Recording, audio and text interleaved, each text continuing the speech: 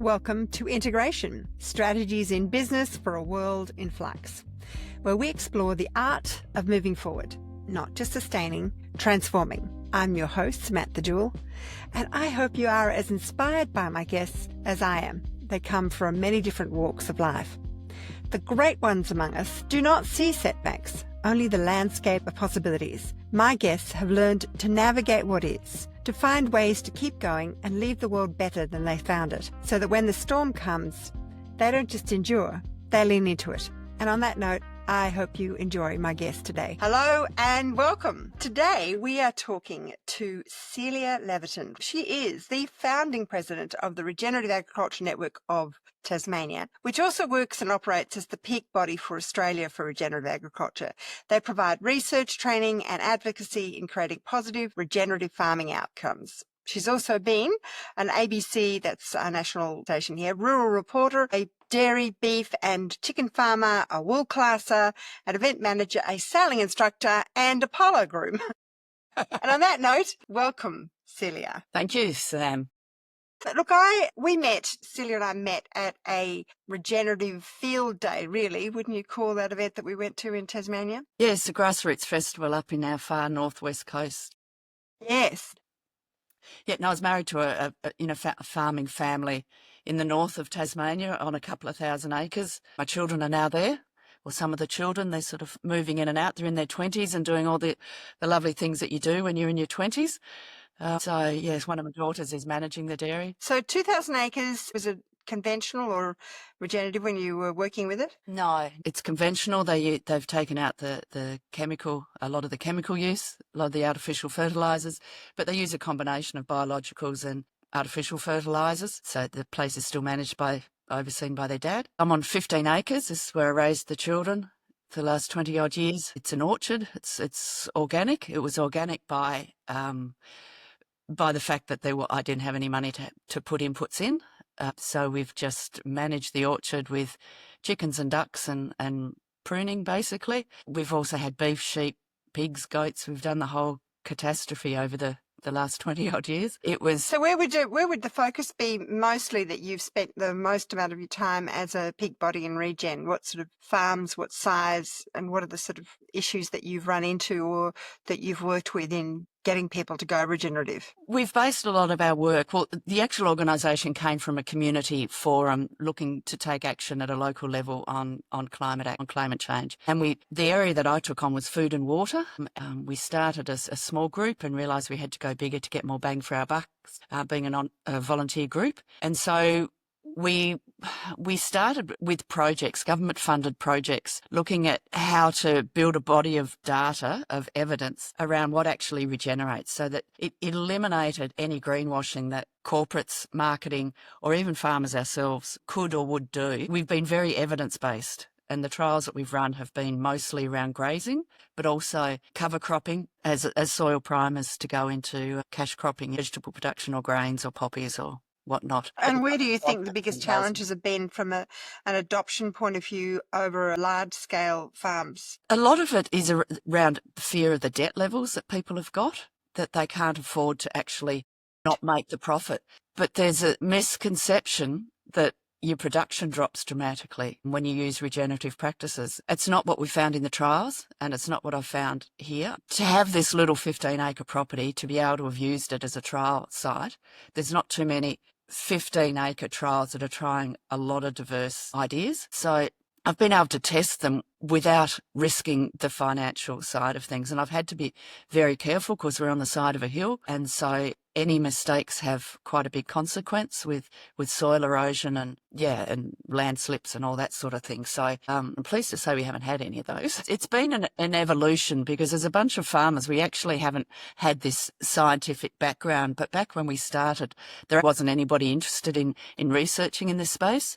So did it make a difference? How much did it change the farmers' attitudes as you got more and more evidence into it? And how did you fund yourself to do that? The funding has all been through federal and state government grants at this stage. However, they're getting more and more competitive and harder to get as a small organisation. They're all going to the bigger organisations, which it's my opinion that they actually stifle a lot of the innovation. And it's a hard one. They've got the scientific backing, but they quite discount the experience of farmers and citizen science to the point that we've just had one of the big bodies down here take over one of our trial sites and rebrand it as theirs without any discussion with us.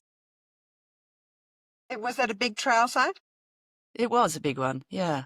It was a significant one that we'd had for quite a while. I mean, it wasn't huge, but it had been carefully monitored. The landholders were are very engaged. But yes, so as small organisations, it can be tricky because we're made up of farmers and scientists, but we don't have that backing. Institutional Backing. So how you balance that is if you don't have a university education, to gain the street cred and the respect to actually be able to guide some of these projects is tricky.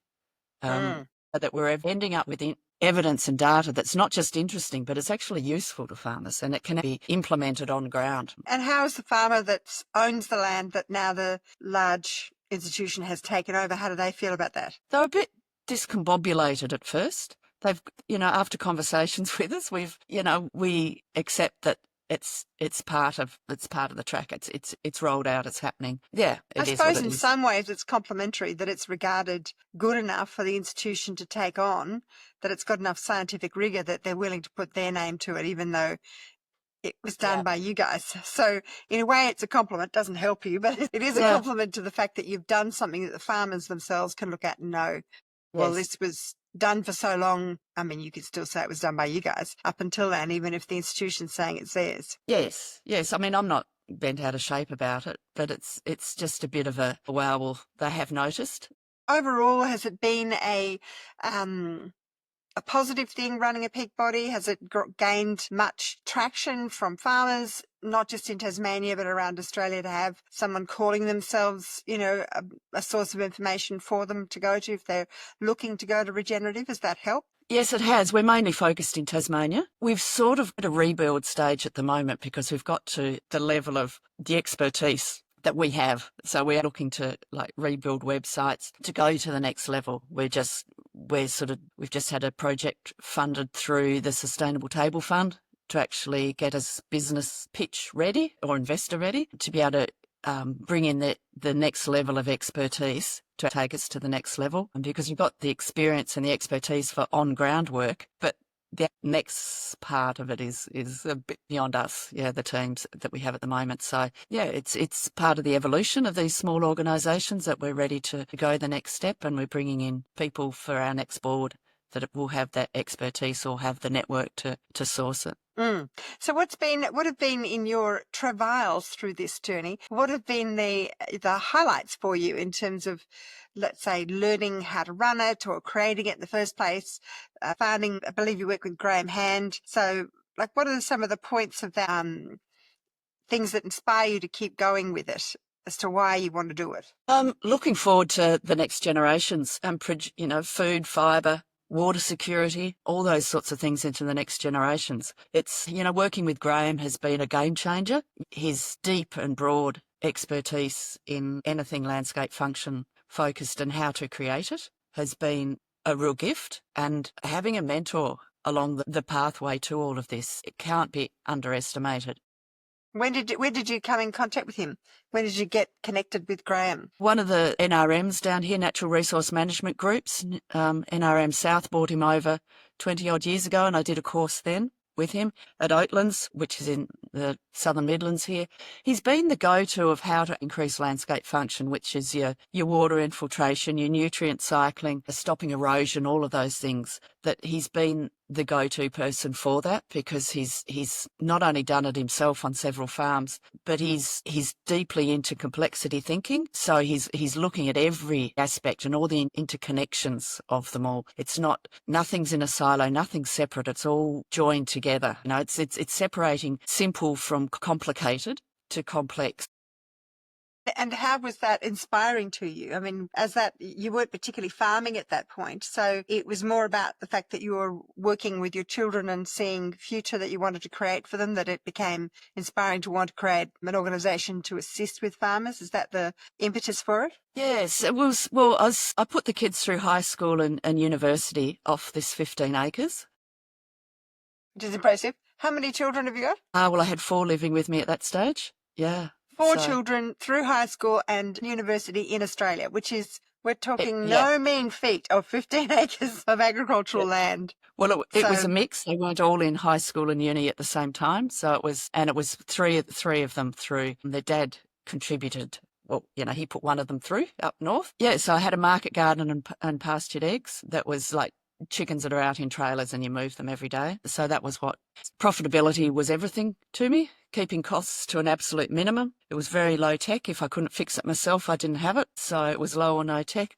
But what inspired me to go this path, it comes back to the kids, but it also, after being in farming for 45 odd years, I'd seen a lot of my friends' marriages fall apart, as well as my own, through farming pressures. And I don't want that for my kids. I don't want the degradation of the land that I've seen over the last 45 years. Yeah, it all added up that this was the only path. And how have they, having been raised by you and seeing you going down that path, they're not doing it on the land that they're running, how have they taken on board what you've shown them in that journey? It's a tough one, Sam. Well, I mean, it's your life's journey, and if your own children don't take it on, which is often the way, you end up giving the knowledge to everybody else's children, and your own have to resist you by mere default of being the parent.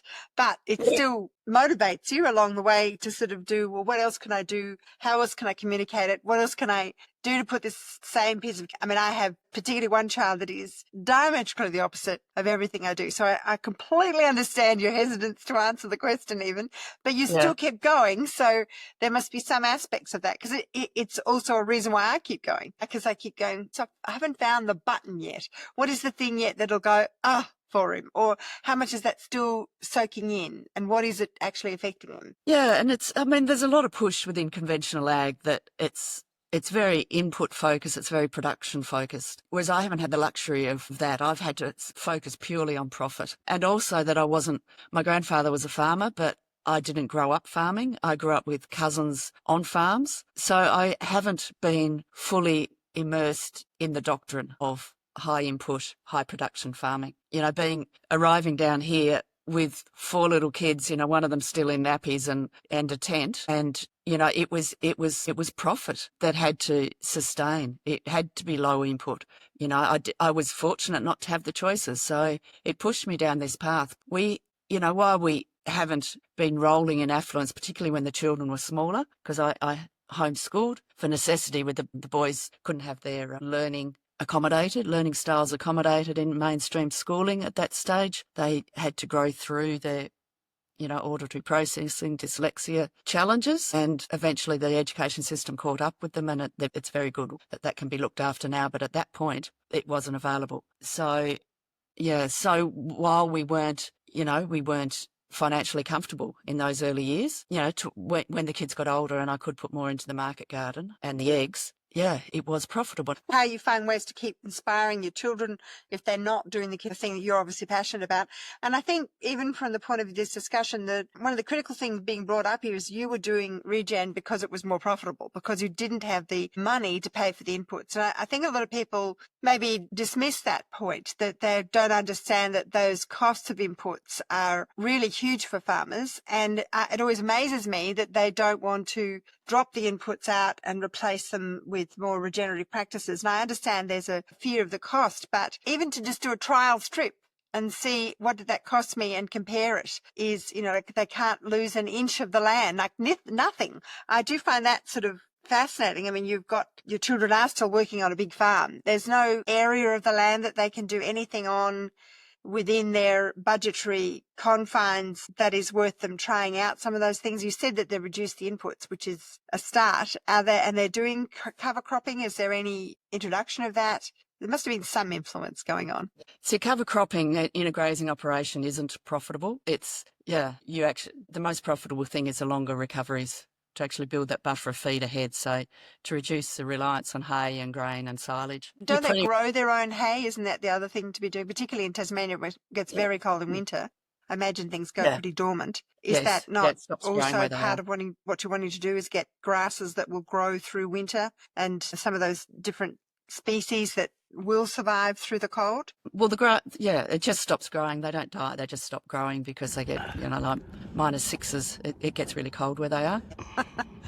So in your travails with your pig body, what is the key thing that you would like to achieve in running it? I mean, I know getting money for it and funding is a challenge. I know you just finished doing a big grant for it, but what's your sort of goal post? What are you working towards? We're basically looking to build a big enough body of data and of evidence about what actually works, that farmers are curious, that they recognise that there's an anomaly, there's something going on out here that's more profitable, that's building our land health. What is it? How, and then they get curious and go looking. Because like farmers nationally in Australia, Canada, other countries are the same as well.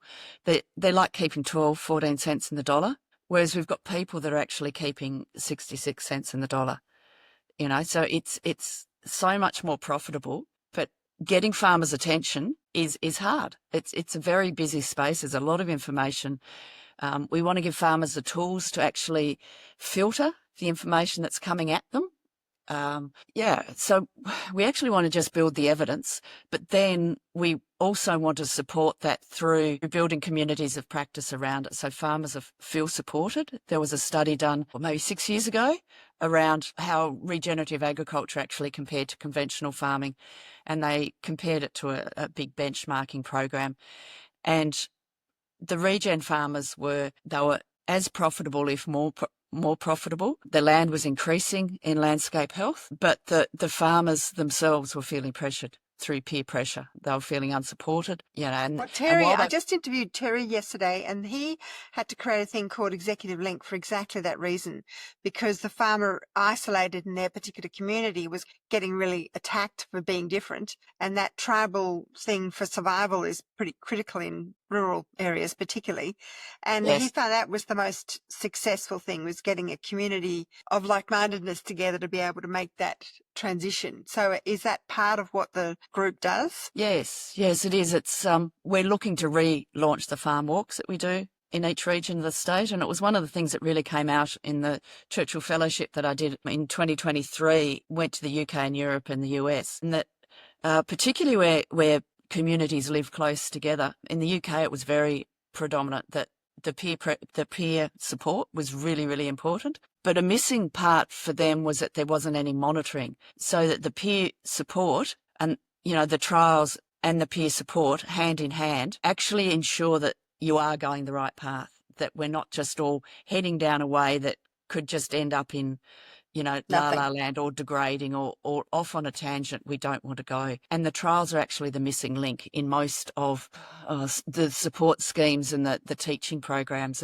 So you mean trials in the local area, in the local community that are Yep. along the lines of what they're all doing anyway? With a scientist or someone monitoring it? What sort of monitoring are you putting in on that? Well, we use landscape function analysis, which was a monitoring program or process developed by the CSIRO in the early 2004. I mean, it's been tested thousands and thousands, the metrics that go along with creating these things, that it's, tested thousands of times. And so the outcome for the data and put in is very, very consistent. And that's what we use. There's also a combination that farmers can use of dart throws that was developed or co-developed. Alan Savory developed initially. Graham Hand has tweaked it to something that farmers can actually use themselves as a management tool of whether, like for instance, measuring whether your perennial grass bases are getting closer together or further apart. What's on the ground between your perennial grass basal areas, and that type of thing, to actually measure the direction that your management is taking the land health. Did that come out of your fellowship, seeing that parts of what the program was in and parts weren't, and by being able to then combine them? Is that what you basically brought back from the fellowship to put into Tasmania? The main thing I brought back was that we're doing a really good job here within the Regen Ag network in Tassie.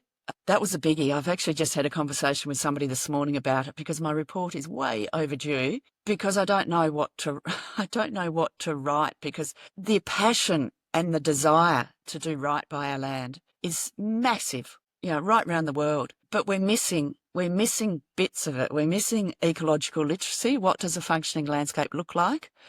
What does it smell like? How do we create it?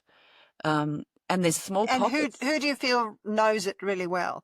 Who are the educators or the intermediaries? Are there those? I mean, you say it's been established very well with landscape function with the scientists in the CSIRO, so it must be fairly well documented on some levels. But what's the part that's missing?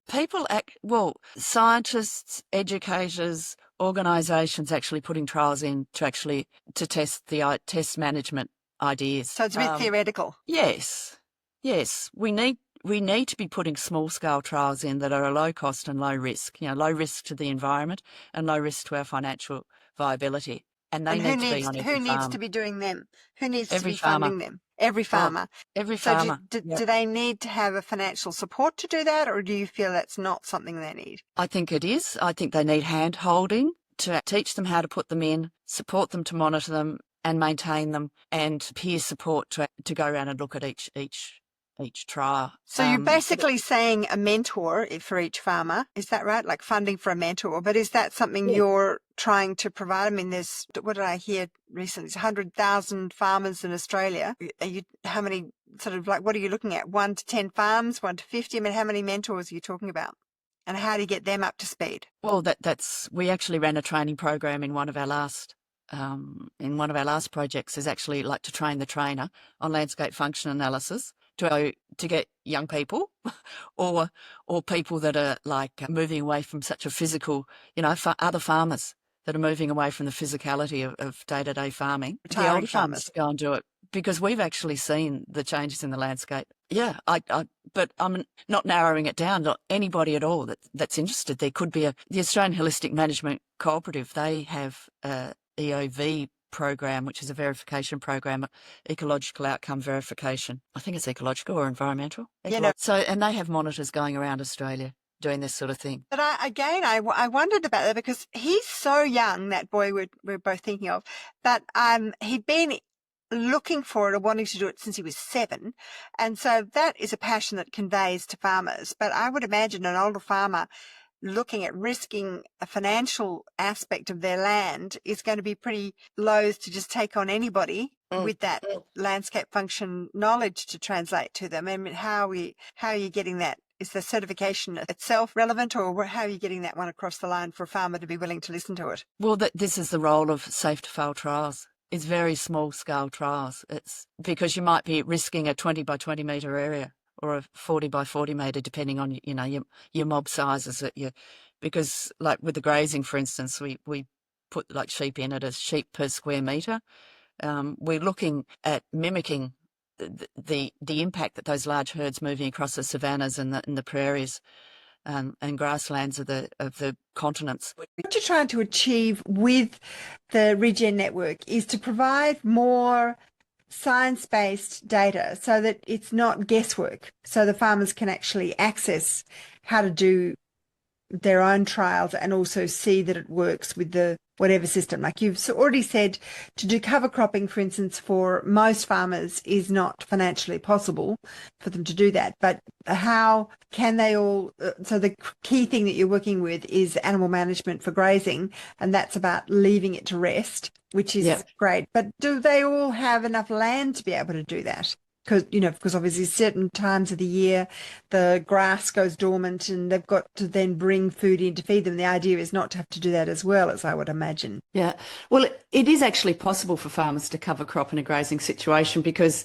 they all do it. So it is possible to cover crop, but whether it's profitable to cover crop in a grazing situation. And one of the reasons that cover crops often go in, it's between when you're rehabilitating a paddock, when you're you're renovating a paddock. So they'll put a cover crop in between the one perennial pasture coming out or an annual pasture coming out and another one coming in. They'll put a cover crop in the middle. With the high stock density that I described before, with the like mimicking the large herds going across the grasslands, the savannas, the prairies, that high animal impact actually creates the environment where pasture can regenerate itself, where it can renovate itself, so that you're getting a variety of aged grasses, which you're looking for. You're looking for the like the seedlings, the young plants and the mature plants. And that's what the animal impact does. And if you have that higher animal impact with the longer recoveries, you get the renovation. You don't need to go through that phase of taking an old, you hear farmers talking about that pasture's tired. It's just run out of juice. So when you've got that high animal impact and then the long recovery, so that they're actually moving across it like a slow burn. It's green in front of them. It's not behind them, but you're not eating it down to nothing. So what they're not eating, they're pushing onto the soil surface, which creates the right environment for germination, for water retention, stops erosion. It creates nutrient cycling with this decomposing litter. It creates those fat root exudates that we're all looking for. But it does it by managing the soil surface. So the cover crops, like Gabe Brown of Brown's Ranch in the United States, who's one of the leaders and the pioneers in this field, he says that it's got no place except, like cover crops, got no place except in a soil priming situation before you put a cash crop in. And that's due to the high cost and the high risk of having bare ground. So he actually sows his cash crops into his cover crops after they've been grazed. But I've heard him speak when he uses those crops specifically for nutrients. Like he'll put in sorghum, run the cows across it, then run the pigs across it, then the ducks and the goats, and like he does a series of different animal biomes, all for very short periods of time, to crush and use that nutrient of the crop and the gut microbe of all the different animals to put that into the land. So I would say he's definitely using a cover crop specifically for regenerating land. Yeah, he is, but it's regenerating it to put a cash crop in. It's not to actually put a pasture in. The animals are part of it. One of his principles is to actually integrate animals into cropping systems. So you're putting the cover crop in, he'll run the animals over it, then he'll put the cover crop, the cash crop into it. But he doesn't use it and doesn't recommend using it. I mean, he said this in Australia with his visit, a couple of months ago, that he only uses it in a cash cropping situation, not in a grazing situation, specifically as a grazing crop. That's the added bonus, but it's not the reason to put a cover crop in. So from a business point of view, imagining just for a moment that a lot of people listening to this are not farmers, this is a financial tool that we're really talking about, isn't it? It's about how to reduce costs and improve the amount of money you actually put in your bank at the end of the day. I'm not sure you can separate. I mean, to me, one of the big things is around what's the definition of regeneration. And for me, for the organisation, for the work that we do, we always put everything through the lens of, is it increasing landscape function? Is it profitable? Is it increasing the well-being of farmers?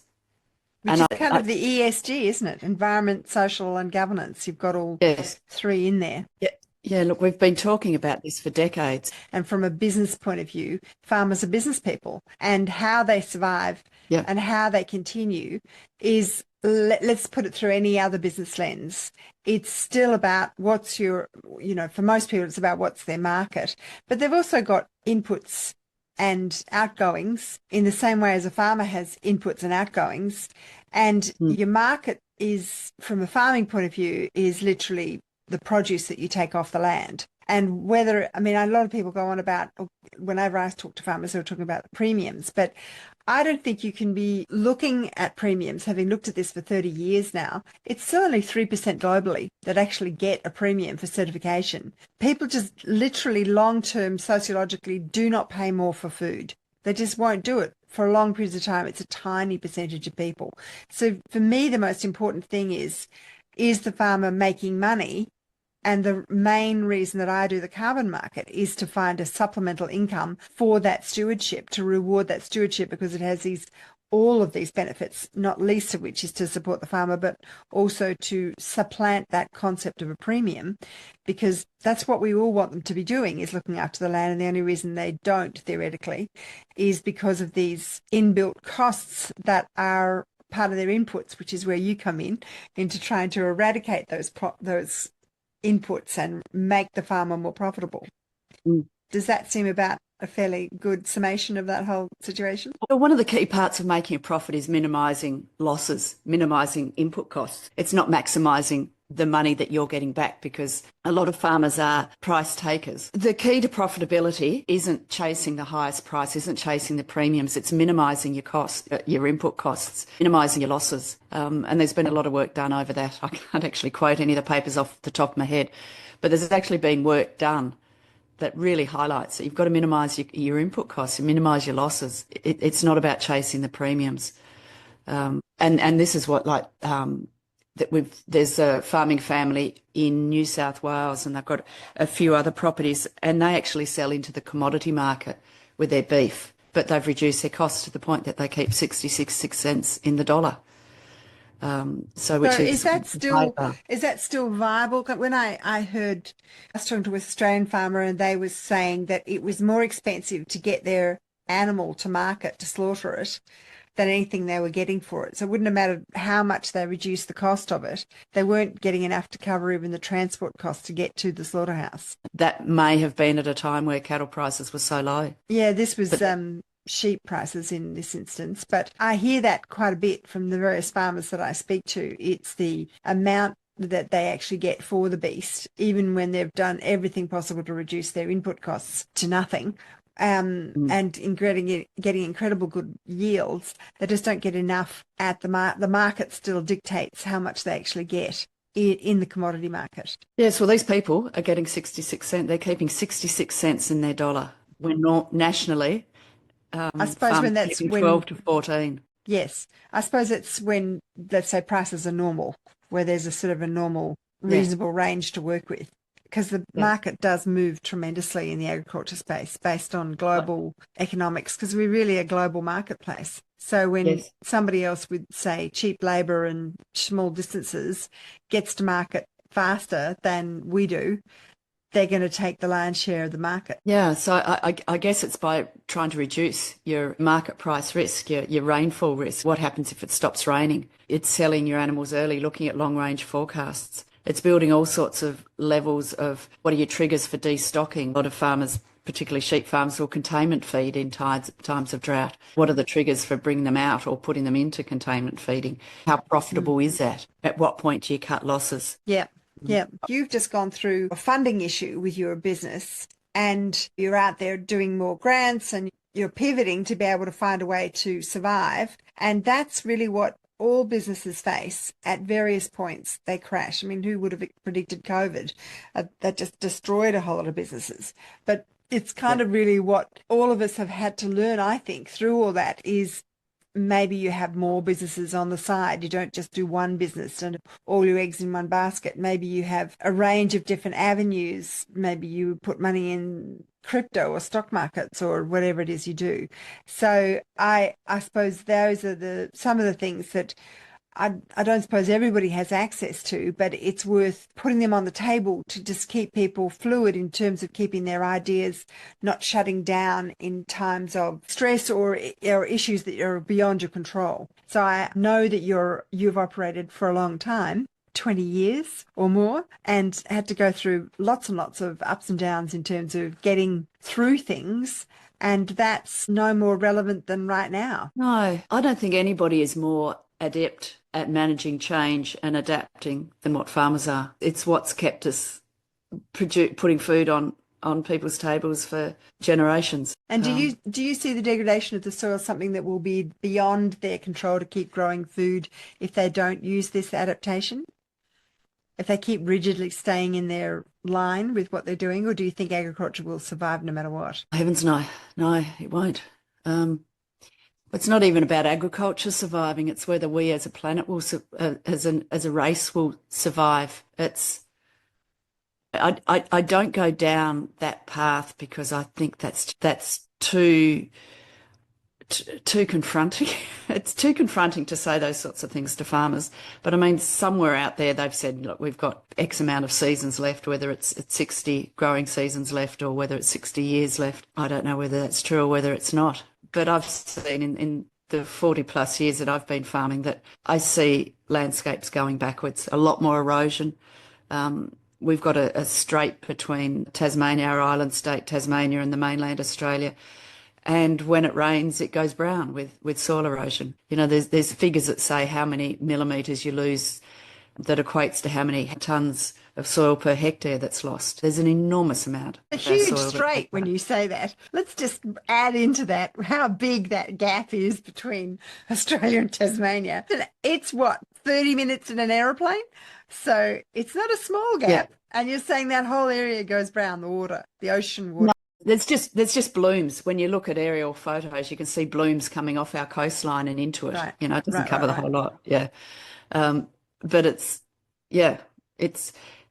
a known fact. There's been a lot of work done on reducing erosion and like grass waterways and cropping systems and those sorts of things. But there's other very effective ways, nutrient cycling to reduce the inputs of farmers so that they can stay farming. I mean, one of the things is when we've got debt to meet, if farmers aren't profitable, they can't grow the food that we're all eating. They go bankrupt, yeah.